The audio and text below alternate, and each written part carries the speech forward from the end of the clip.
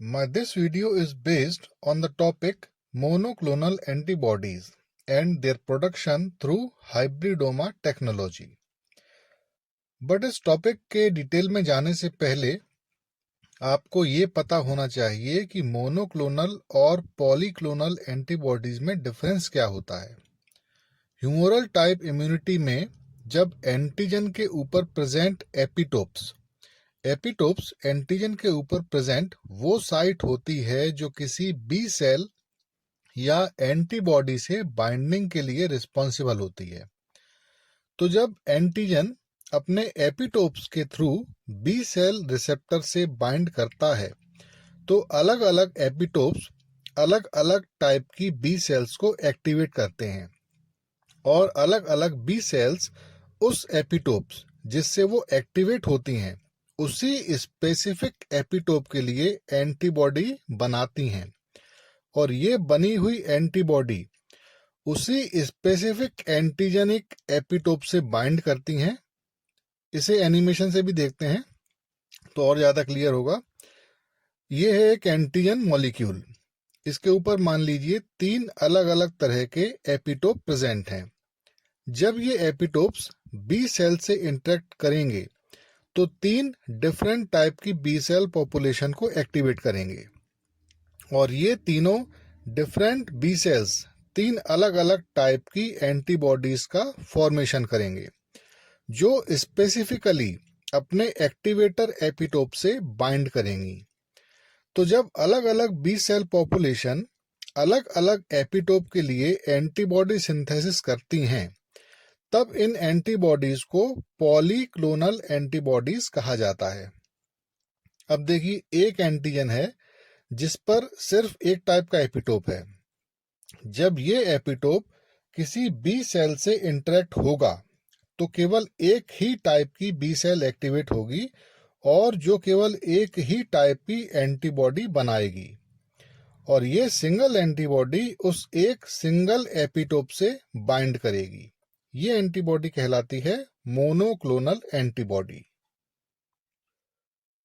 Monoclonal antibody यानी ऐसी antibody जो सिर्फ एक ही टाइप की बी सेल पॉपुलेशन से प्रोड्यूस हुई होती है और केवल एक टाइप के एपिटोप से बाइंड होती है, ये कहलाती है मोनोक्लोनल एंटीबॉडी। तो ये है difference in monoclonal and polyclonal antibodies. अब आगे देखते हैं मोनोक्लोनल एंटीबॉडीज का प्रोडक्शन कैसे करते हैं। मोनोक्लोनल एंटीबॉडी के प्रोडक्शन के लिए हाइब्रिडोमा टेक्नोलॉजी यूज करते हैं। इस टेक्निक में बी सेल और माइलोमा सेल का हाइब्रिडाइजेशन करके एक हाइब्रिडोमा सेल तैयार की जाती है जो मोनोक्लोनल एंटीबॉडीज का सिंथेसिस करती है। हाइब्रिडोमा टेक्नोलॉजी में बी सेल और माइलोमा सेल यानी कैंसरस सेल को सिलेक्ट करते हैं। इसका कारण ये है कि बी सेल की प्रॉपर्टी होती है एंटीबॉडी बनाने की और माइलोमा सेल की प्रॉपर्टी होती है रैपिड सेल डिवीजन और लॉन्गर लाइफ स्पान की, यानी कि जो कैंसरस सेल है इसकी लाइफ ज़्यादा होती है।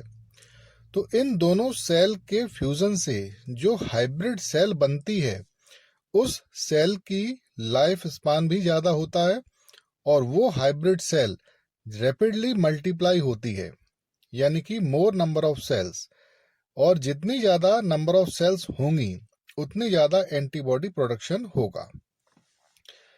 इसे हाइब्रिडोमा नाम इसलिए दिया क्योंकि इसमें 2 टाइप की सेल का हाइब्रिडाइजेशन हो रहा है और जो OMA लिया गया है वो लिया गया है माइलोमा वर्ड से। तो अब देखते हैं हाइब्रिडोमा टेक्नोलॉजी से मोनोक्लोनल एंटीबॉडी कैसे प्रोड्यूस करते हैं। पहले इस टेक्नोलॉजी की थ्योरी देखेंगे, फिर लास्ट में इस टेक्नोलॉजी का जो मेथड है उसको एनिमेशन से समझेंगे। तो इसको लास्ट तक वीडियो देखिएगा क्योंकि जो एनिमेशन है वो लास्ट में है। तो इस मेथड की पहली स्टेप होती है immunisation of mice with a specific antigen. इसमें SCID माइस को इम्यूनाइज करते हैं उस एंटीजन से जिस एंटीजन के अगेंस्ट हमें मोनोक्लोनल एंटीबॉडीज बनानी है। इम्यूनाइज करते हैं मतलब जो एंटीजन है उसकी माइक्रो या मिलीग्राम क्वांटिटी को माइस की स्प्लीन में इंजेक्ट करते हैं ताकि माइस की स्प्लीन में प्रेजेंट बी सेल्स उस स्पेसिफिक एंटीजन के रिस्पॉन्स में एक्टिवेट हो जाएं। इम्यून रिस्पॉन्स को इंक्रीज करने के लिए एंटीजन को फ्रियोन्स एडजुवेंट के साथ भी दे सकते हैं। फ्रियोन्स एडजुवेंट्स कुछ केमिकल होते हैं जो एंटीजन की पोटेंसी या उसकी पावर को बढ़ाते हैं। नेक्स्ट स्टेप है एंटीजन की बूस्टर डोज देना, क्योंकि कभी कभी एंटीजन की जो प्राइमरी डोज है वो बी सेल को एक्टिवेट नहीं कर पाती या एक्टिवेशन प्रॉपरली नहीं हो पाता है, तो इसके लिए एंटीजन की बूस्टर डोज दी जाती है। इसके बाद नेक्स्ट स्टेप है measurement of antibody synthesis. Antigen देने के बाद माइस के ब्लड सैंपल में एंटीबॉडी मेजरमेंट करते रहते हैं।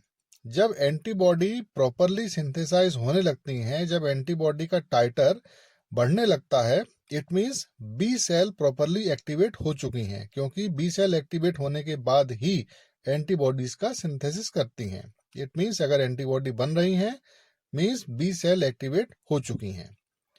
जब बी सेल्स प्रॉपरली एक्टिवेट हो जाती हैं तो माइस को सैक्रिफाइस यानी कि किल करके उसकी स्प्लीन को आइसोलेट करते हैं और वॉशिंग एंड टिश्यू ब्रेक करके स्प्लीन से एक्टिवेटेड बी सेल्स या स्प्लीनोसाइट्स आइसोलेट कर लेते हैं। इस तरह हमें एक्टिवेटेड बी सेल्स मिल जाती हैं जिनको हम बाद में माइलोमा सेल से फ्यूज करवाएंगे। इसके बाद बी सेल के साथ फ्यूज करने के लिए माइलोमा सेल्स यानी कि कैंसरस सेल्स को सिलेक्ट और आइसोलेट किया जाता है। हाइब्रिडोमा टेक्नोलॉजी के लिए माइलोमा सेल्स माइस, रैट या ह्यूमन सोर्स से ली जाती हैं।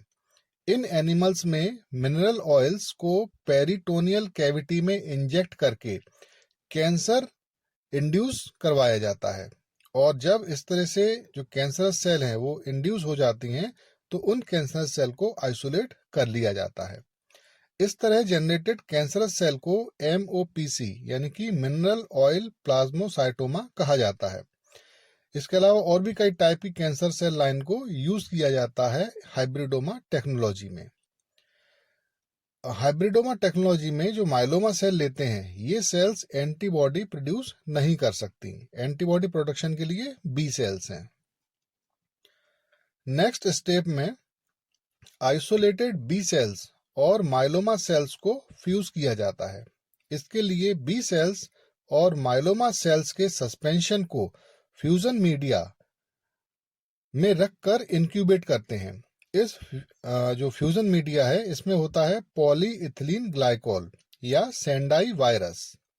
ये दोनों एजेंट जो हैं ये सेल मेम्ब्रेन लाइसिस करते हैं, जिससे दोनों सेल्स के जो प्रोटोप्लास्ट हैं एक दूसरे से मिक्स हो जाते हैं, और इस तरह दो सेल की सेल्स के जो प्रोटोप्लास्ट हैं उनके फ्यूजन से बनती है एक नई हाइब्रिड सेल। इसे हाइब्रिडोमा नाम दिया जाता है। इसके बाद नेक्स्ट स्टेप आती है हाइब्रिडोमा सेल सिलेक्शन की। जब फ्यूजन मीडिया में सेल्स को फ्यूज करवाया जाता है तो ये जरूरी नहीं है कि सारी की सारी बी सेल्स और सारी की सारी माइलोमा सेल्स एक दूसरे से फ्यूज हो जाएं। केवल थोड़ी सी ही बी सेल्स और माइलोमा सेल आपस में फ्यूज होती हैं। तो इस तरह से फ्यूजन मीडिया में 3 तरह की सेल बचेंगी।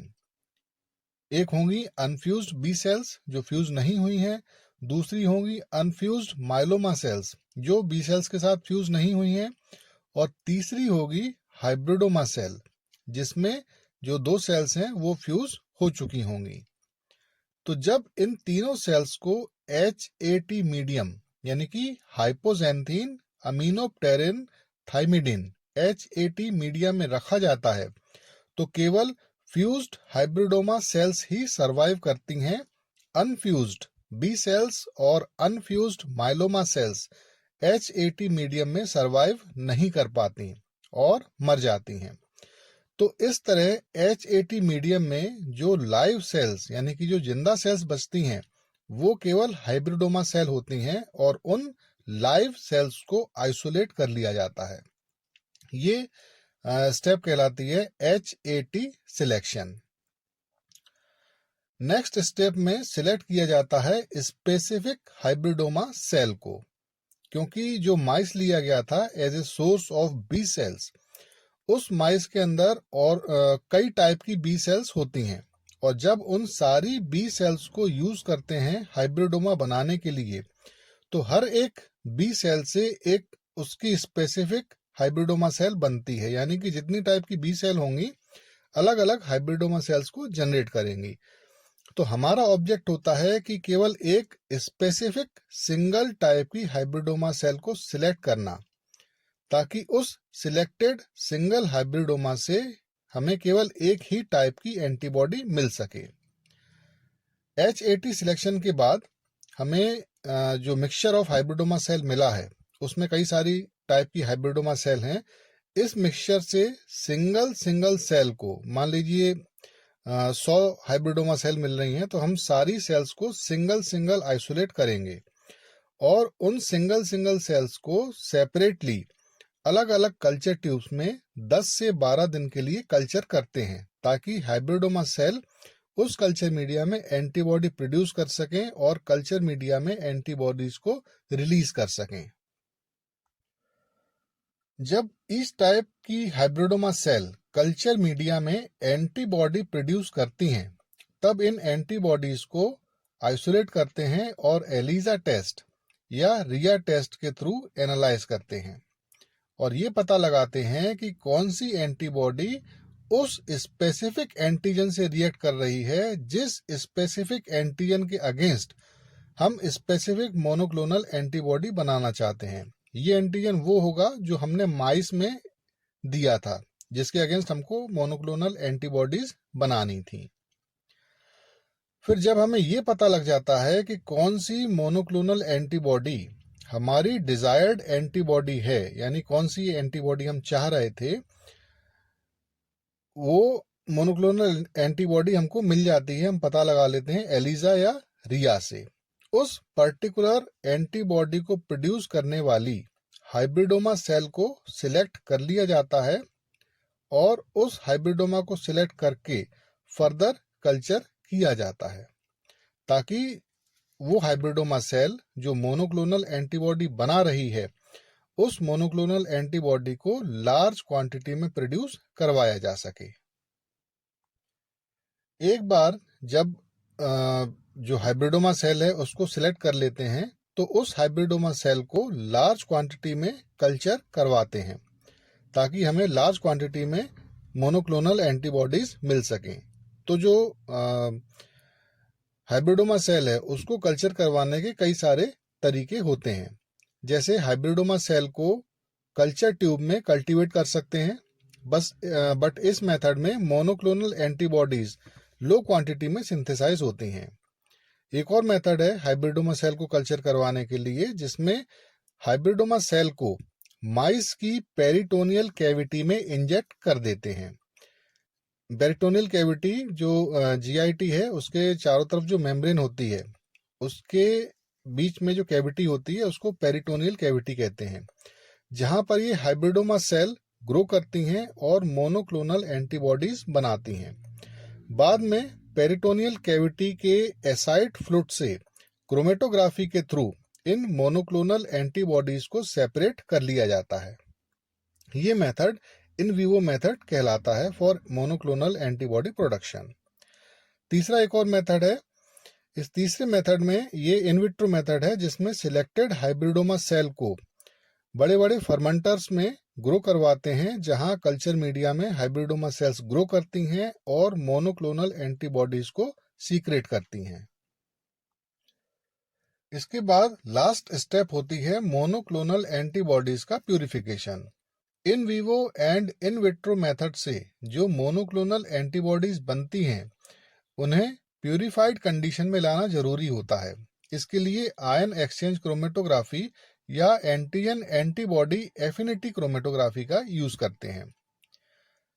तो इस तरह हमें लास्ट में प्यूरिफाइड मोनोक्लोनल एंटीबॉडीज मिल जाती हैं। अब हम इस पूरी प्रोसेस को एनिमेशन से एक बार फिर देखते हैं। हाइब्रिडोमा टेक्नोलॉजी में हमने दो तरह की सेल ली थी, अनफ्यूज्ड बी सेल्स जो माइस से आइसोलेट की थी, और अनफ्यूज्ड माइलोमा सेल्स यानी कि कैंसरस सेल्स। अब इन दोनों सेल्स को फ्यूजन मीडिया में रखते हैं जिसमें पॉलीइथिलीन ग्लाइकोल पीईजी या सेंडाई वायरस था। इससे फ्यूजन हुआ, बट सारी सेल्स का फ्यूजन नहीं होता। कुछ बी सेल्स अनफ्यूज्ड रह जाती हैं, कुछ माइलोमा सेल्स अनफ्यूज्ड रह जाती हैं, और कुछ बी सेल्स और माइलोमा सेल्स जो आपस में फ्यूज हो जाती हैं हाइब्रिडोमा सेल्स बनाती हैं। जब इन तीनों सेल्स को HAT मीडियम में रखते हैं तो अनफ्यूज्ड बी सेल्स मर जाती हैं क्योंकि इनकी लाइफ कम होती है। अनफ्यूज्ड माइलोमा सेल्स भी मर जाती हैं, केवल फ्यूज्ड हाइब्रिडोमा सेल्स ही अकेली सर्वाइव करती हैं। इसे कहते हैं HAT selection of hybridoma cell. Fused hybridoma cells को सिंगल सेल के रूप में आइसोलेट करके अलग अलग कल्चर ट्यूब्स में रखते हैं, जहां पर अलग अलग हाइब्रिडोमा सेल्स अलग अलग टाइप की एंटीबॉडीज का सिंथेसिस करती है और उनको कल्चर मीडिया में रिलीज करती है, जहां से इन सिंथेसाइज मोनोक्लोनल एंटीबॉडीज को सेपरेट करते हैं और एलिजा या रिया मेथड के थ्रू इनको एनालाइज करते हैं और ये देखते हैं कि कौन सी एंटीबॉडी उस डिजायर्ड एंटीजन से बाइंड करती है जिस एंटीजन के अगेंस्ट हम मोनोक्लोनल एंटीबॉडीज बनाना चाह रहे थे। अब सपोज मान लीजिए ये वाली मोनोक्लोनल एंटीबॉडी है जो हमारे स्पेसिफिक एंटीजन से बाइंड करती है। तो इस मोनोक्लोनल एंटीबॉडी को बनाने वाली हाइब्रिडोमा सेल को सिलेक्ट करते हैं और या तो माइस की पेरिटोनियल कैविटी में इंजेक्ट करके मोनोक्लोनल एंटीबॉडीज को लार्ज क्वांटिटी में प्रोड्यूस करवाते हैं थ्रू इन विवो मेथड, या इन सिलेक्टेड हाइब्रिडोमा सेल्स को लार्ज फर्मेंटर्स में ग्रो करवाते हैं for the production of monoclonal antibodies. ये इन विट्रो मेथड है। तो इस तरह से हमें जो मोनोक्लोनल एंटीबॉडीज हैं वो मिल जाती हैं लार्ज क्वांटिटी में। अब हम ये देखेंगे कि HAT सिलेक्शन क्या होता है, यानी कि HAT मीडियम में ऐसा क्या होता है कि अनफ्यूज्ड बी सेल्स और अनफ्यूज्ड माइलोमा सेल्स मर जाती हैं और केवल हाइब्रिडोमा सेल ही सरवाइव करती है। इसके पहले ये जानना जरूरी है कि सेल में DNA सिंथेसिस के लिए दो पाथवे होते हैं, डिनोवो पाथवे और साल्वेज पाथवे। साल्वेज पाथवे के लिए HGPRT जीन जरूरी होता है। HAT मीडियम में हमने 3 तरह की सेल्स रखी थी, unfused B sales, unfused myeloma sales, और तीसरी टाइप की सेल थी इन दोनों सेल्स के फ्यूजन से बनी हाइब्रिडोमा सेल। जब इन तीनों सेल्स को HAT मीडियम यानी कि हाइपोजेंथीन, अमीनोप्टेरिन, थाइमिडीन मीडियम में रखा तो अनफ्यूज्ड बी सेल्स मर गईं। अनफ्यूज्ड माइलोमा सेल्स भी सरवाइव नहीं कर पाई, बट केवल हाइब्रिडोमा सेल ने सरवाइव किया। ऐसा क्यों हुआ ये देखते हैं। पहले बात करते हैं अनफ्यूज्ड बी सेल की। अनफ्यूज्ड बी सेल के अंदर जो डिनोवो पाथवे था वो डिनोवो पाथवे HAT मीडियम में प्रेजेंट अमीनोप्टेरिन की वजह से ब्लॉक हो गया। अमीनोप्टेरिन डिनोवो पाथवे को ब्लॉक करता है, लेकिन बी सेल में अकेला साल्वेज पाथवे जो था वो साल्वेज पाथवे चलता रहेगा। डिनोवो पाथवे ब्लॉक हो गया अमीनोप्टेरिन की वजह से, बट साल्वेज पाथवे कंटिन्यू है। लेकिन बी सेल की जो लाइफ होती है वो काफी शॉर्ट होती है, तो अनफ्यूज्ड बी सेल मीडियम में सरवाइव नहीं कर पाती, बहुत जल्दी वो मर जाती है। इसी तरह अनफ्यूज्ड माइलोमा सेल का डिनोवो पाथवे भी HAT मीडियम में जो अमीनोप्टेरिन प्रेजेंट है उस अमीनोप्टेरिन ने माइलोमा सेल का भी डिनोवो पाथवे ब्लॉक कर दिया। जबकि माइलोमा सेल में HGPRT जीन नहीं होता। जब HGPRT जीन नहीं होता तो उसमें साल्वेज पाथवे भी नहीं होगा। तो इस तरह से जो माइलोमा सेल है उसका डिनोवो पाथवे ब्लॉक हो गया अमीनोप्टेरिन से, और साल्वेज पाथवे उसके अंदर है नहीं। तो इस तरह से जो अनफ्यूज्ड माइलोमा सेल है वो भी HAT मीडियम में सरवाइव नहीं कर पाती और मर जाती है। फ्यूज्ड हाइब्रिडोमा सेल जिसमें 2 सेल पार्टनर हैं, एक माइलोमा सेल और एक बी सेल। तो फ्यूज्ड हाइब्रिडोमा सेल का डिनोवो पाथवे ये तो ब्लॉक हो जाता है अमीनोप्टेरिन से, बट हाइब्रिडोमा सेल में साल्वेज पाथवे कंटिन्यू रहता है, क्योंकि हाइब्रिडोमा सेल में HGPRT जीन होता है और ये HGPRT जीन हाइब्रिडोमा सेल के बी सेल पार्टनर से मिलता है। क्योंकि हाइब्रिडोमा सेल में दो टाइप की सेल की प्रॉपर्टी है, एक माइलोमा सेल की प्रॉपर्टी और दूसरी बी सेल की प्रॉपर्टी। तो हाइब्रिडोमा सेल में जो HGPRT जीन होता है वो आता है बी सेल से। तो इस तरह से जो हाइब्रिडोमा सेल है वो साल्वेज पाथवे कंटिन्यू रहने की वजह से सरवाइव कर पाती है और हाइब्रिडोमा सेल HAT मीडियम में डिस्ट्रॉय नहीं होती। तो ये था हमारा video about the hybridoma technology, जिसमें हमने पहले देखा कि हाइब्रिडोमा सेल कैसे बनते हैं और लास्ट में हमने देखा कि HAT मीडियम में हाइब्रिडोमा सेल्स सिलेक्ट कैसे होते हैं। Thanks for watching.